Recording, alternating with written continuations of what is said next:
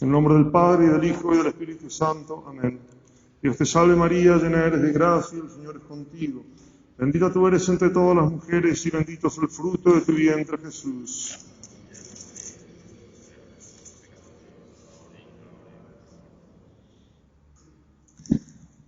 Cuando fue la fiesta de Epifanía, el día 6 de enero, allí se festejaban 3 grandes misterios que la Iglesia nos proponía al comienzo del año.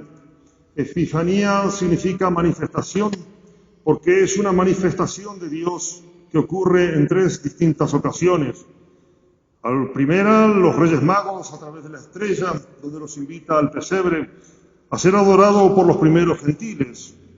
La segunda fue cuando se cumplió los 6 días después de la Epifanía, de la adoración de los Reyes, o sea, la octava de la Epifanía, que fue el bautismo de nuestro Señor Jesucristo.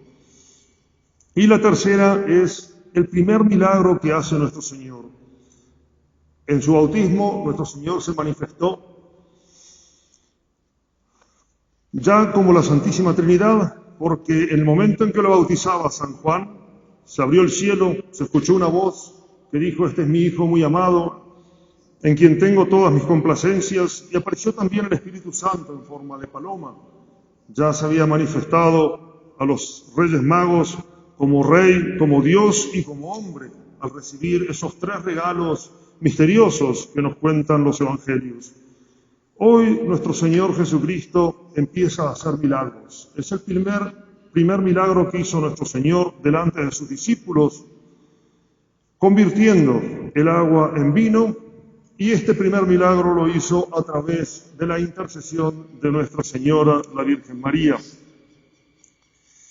Es como que por la Epifanía Dios nos llama, primero por la estrella, luego nos purifica, una vez llamados, nos purifica por las aguas del bautismo, que le costaron, ustedes saben, su propia sangre, porque el agua bautismal tiene todo su poder sacramental precisamente en la redención hecha por nuestro Señor. Y después en las bodas, en el gran banquete, nos llama nuestro Señor a la unión total con Dios, que quiere decir precisamente nuestra santidad. Y esta unión con Dios, estas bodas de Caná que vemos hoy, se hacen, este primer milagro, por la intercesión de la Santísima Virgen María. Los protestantes no veneran a la Santísima Virgen. Ellos dicen solamente nuestro Señor Jesucristo es el único intercesor, porque así lo dice San Pablo, y es verdad, porque es el único intercesor delante de Dios. Pero eso no quita que haya otros intercesores con el mismo intercesor, con mayúscula, que es nuestro Señor Jesucristo. Y ha sido voluntad de Dios, ha sido voluntad de nuestro Señor, y eso lo ha dejado bien sentado, que Él quiere la intervención, la intercesión de María Santísima. Porque en este primer milagro, fijémonos, los novios en la fiesta se quedan sin vino. Entonces la Virgen, con su misericordia, con su piedad, se acerca a nuestro Señor y le dice: no tienen vino. O sea, le está pidiendo con esa frase que haga su primer milagro. Nuestro Señor le contesta: ¿qué nos va a ti, a mi mujer? Todavía no llegó mi hora. Quiere decir clarito que todavía no tenía previsto. O sea, en realidad sí lo tenía previsto, porque en Dios no hay cambios, pero sí tenía previsto dejar en claro que era por intervención de la Santísima Virgen que iba a hacer ese milagro. La Virgen se da vuelta y le dice: haced todo lo que Él os diga. E inmediatamente se produce el milagro, que es esas 6 tinajas grandes, llenas de agua, se convierten en vino. Luego nuestro Señor a ese vino, no ese mismo, pero de esa misma materia, iba a hacer ese otro grandísimo milagro, que es el de la transubstanciación, que nosotros tenemos la dicha de poder renovarlo todos los días en la Santa Misa, cuando el sacerdote, in persona Christi, o sea, en la persona de Cristo, pronuncia las palabras de la consagración, y ese vino se convierte en sangre, en la sangre preciosísima de nuestro Señor Jesucristo, con todo su cuerpo, con toda su alma y su divinidad. Pero ya que nuestro Señor Jesucristo, a través de la Iglesia, nos invita a la santidad en esta Epifanía, en este último misterio de la Epifanía, y nos presenta a la Santísima Virgen, yo quería hablarles un poco de la devoción a María Santísima, como nos la propone San Luis María Griñón de Montfort, que es el que propuso esta devoción en forma de esclavitud mariana. Él dice que nos hagamos esclavos de María Santísima, esclavos voluntarios, porque él dice que hay tres clases de esclavitud.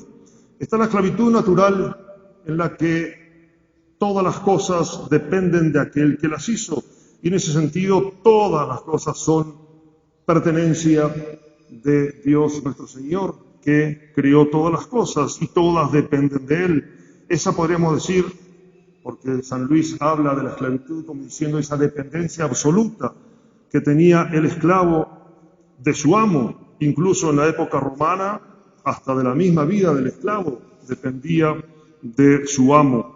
Y esa es la esclavitud que nos propone San Luis María Griñón de Montfort. Y nos habla primero de esta esclavitud natural. Todos dependemos de Dios, todas las cosas dependen de Dios, porque si Dios dejara de pensar un instante en ellas, todo volvería a la nada. Después está la esclavitud forzada, obligada, que es la que tienen todos los condenados y los demonios en el infierno, que sí o sí les toca obedecer a Dios y lo hacen a regañadientes y en contra de su voluntad, porque esa voluntad no les fue quitada, pero sí es verdad que no tienen la libertad. Ellos son esclavos forzados de Dios. Pero San Luis nos propone la tercera esclavitud, que es la esclavitud de la caridad, la esclavitud del amor a Dios, la esclavitud del amor a María Santísima, que se hace esta voluntaria. Es verdad que como criatura nosotros dependemos en absoluto de Dios y en ese sentido, queramos o no, somos esclavos, entre comillas, de Él.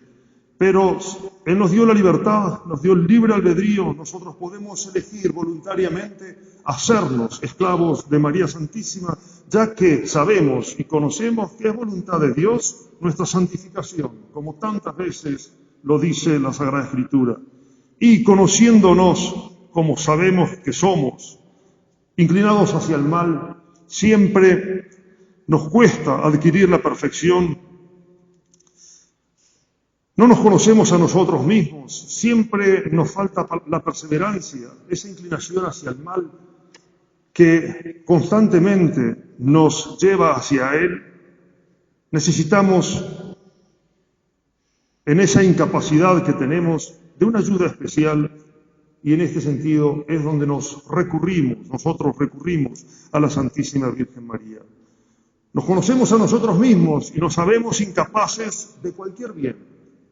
La teología nos enseña que nosotros, aunque sea voluntariamente, por nuestras propias fuerzas, somos incapaces de hacer el más mínimo acto sobrenatural. ¿Qué quiere decir eso? Que yo, por ejemplo, cuando hago un acto de amor a Dios, cuando le digo que lo amo, cuando rezo una Ave María, cuando rezo el rosario, cuando asisto a la Santa Misa, son todos actos sobrenaturales que uno está haciendo. Bien, nuestra naturaleza caída es incapaz por sí misma de hacer actos sobrenaturales. Necesitamos constantemente de la ayuda de la gracia y por eso entonces recurrimos a María. También nos sabemos débiles en todas las cosas, esa debilidad natural con la que ya nacemos desde pequeños y que nos cuesta muchísimo la práctica del bien. También es muy importante que reconozcamos en nosotros esa inconstancia en todo el tiempo de que empezamos, sí, las cosas y a veces con mucho entusiasmo, pero luego al poquito tiempo abandonamos todos aquellos buenos propósitos que habíamos empezado a hacer. También nos reconocemos indignos delante de Dios para acercarnos directamente a Él y por eso también recurrimos a María. También somos indignos de la misma gracia, que aunque nuestro Señor Jesucristo nos la mereció a través de su sagrada pasión, nosotros sabemos que somos indignos porque somos pecadores. La iniquidad que nosotros cometemos en todo lugar. Nos es muy difícil conservar esa gracia que nuestro Señor Jesucristo nos conquistó. ese tesoro que nosotros llevamos en frascos muy débiles, como frascos de cristal, que apenas se tocan, inmediatamente se pueden romper. Y sabemos también que nos toca combatir aquí en la tierra con los tres enemigos del alma, que todos, se podría decir, se reducen a uno, porque el demonio utiliza el mundo y nuestro propio cuerpo, nuestras malas inclinaciones, para tratar de hacernos perder ese tesoro inmenso. Fijémonos en la tercera manifestación que acabamos de hablar. Nuestro Señor nos invita al gran banquete. Nos ha llamado por la estrella al pesebre para que conozcamos a Dios. Luego nos ha bautizado, nos ha logrado la gracia, nos ha recuperado, nos ha comprado, nos ha rescatado del poder del demonio. E inmediatamente nos invita al convite celestial, que se va a hacer realidad total allí en el cielo. Y por eso entonces debemos ser grandes devotos de María Santísima, porque en ese mismo convite donde nuestro Señor nos está invitando precisamente, está la intervención de María Santísima. Y así como ha querido, como lo dijimos tantas veces ya, que toda la redención del género humano dependa de ese fiat, ese hágase de la Santísima Virgen, cuando le dijo si aceptaba ser su madre a través del arcángel San Gabriel, también quiere que toda la obra de la redención dependa de María Santísima, como medianera que es ella de todas las gracias. ¿Qué significa esto de ser medianera? Cuando la Santísima Virgen subió al cielo en su asunción, acompañada por todos los ángeles en cuerpo y alma, y fue coronada por la Santísima Trinidad como Reina y Señora de todo lo creado, entre todo eso creado que le dio fue la administración de todo el tesoro celestial, de todas las gracias conquistadas por nuestro Señor Jesucristo en su sagrada pasión. Por lo tanto, entonces, hagámonos esclavos de María Santísima, voluntariamente. Hay un librito precioso que yo le recomiendo leer, donde está bien explicado todo esto, el Tratado de la Verdadera Devoción, y San Luis María nos propone incluso una preparación para consagrarnos a María Santísima. Pero todo consiste en darle a María Santísima todo nuestro ser, todas nuestras acciones, todos nuestros méritos, todas nuestras oraciones, para que ella, ya que se las dimos voluntariamente, las administre según su beneplácito. Y eso hace que entonces todos los actos nuestros estén lo mejor dirigidos, lo mejor administrados, porque nadie mejor que ella puede llegar a dedicar esos méritos, esas gracias que nosotros ganamos, aplicarlas de la mejor manera posible. San Luis nos previene de las falsas devociones. Y acá es importante porque mucha gente, entre estas falsas devociones, hay una que se llama la devoción presuntuosa, la llama San Luis María Griñón de Montfort. Son presuntuosos aquellos que se dicen devotos de la Virgen, pero no cambian su estilo de vida. Son pecadores y son voluntariamente pecadores y creen que porque son devotos de María, porque han leído ejemplos en los santos, donde San Alfonso, entre otros, cuenta de grandes pecadores que por haber sido devotos de María se convirtieron o les conquistó, ella les consiguió la salvación. Pero esos son casos muy extremos. O sea, presuntuoso, un devoto presuntuoso de la Virgen es aquel que, porque reza el rosario todos los días, se da todas las libertades y cae en todas las inclinaciones o en todas las tentaciones que el demonio le propone. No puede coexistir una cosa al mismo tiempo que la otra. Sería realmente un gran pecado de presunción suponer que la Santísima Virgen me va a conseguir la salvación a pesar de que yo voluntariamente quiero caer en mis pecados. No, la devoción a la Virgen tiene que ser interior porque nace del espíritu y del corazón y tiene que ser no una cosa pura y al mismo tiempo exterior, como que yo me acerco a nuestro Señor Jesucristo en la cruz, le hago una genuflexión y al mismo tiempo le estoy pegando una cachetada, porque eso es precisamente el pecado. La devoción a la Virgen tiene que estar llena de confianza y San Luis la llama una devoción tierna, tiene que ser una devoción santa, que en todo lo que dependa de nosotros tratemos de hacer siempre y constantemente las cosas de acuerdo a la virtud y alejándonos del pecado. Y más que nada también, lo importantísimo de esta devoción debe ser constante. Es lo que siempre decimos, la perseverancia, lograr la perseverancia en todas nuestras cosas, en nuestros comienzos, en la búsqueda de virtud. Y lo más desinteresada posible, ser devotos de María Santísima y entregarle todo nada más que porque ella es la Madre de Dios y es nuestra Madre, y solamente quiero contentarla. Eso agrada muchísimo a María Santísima.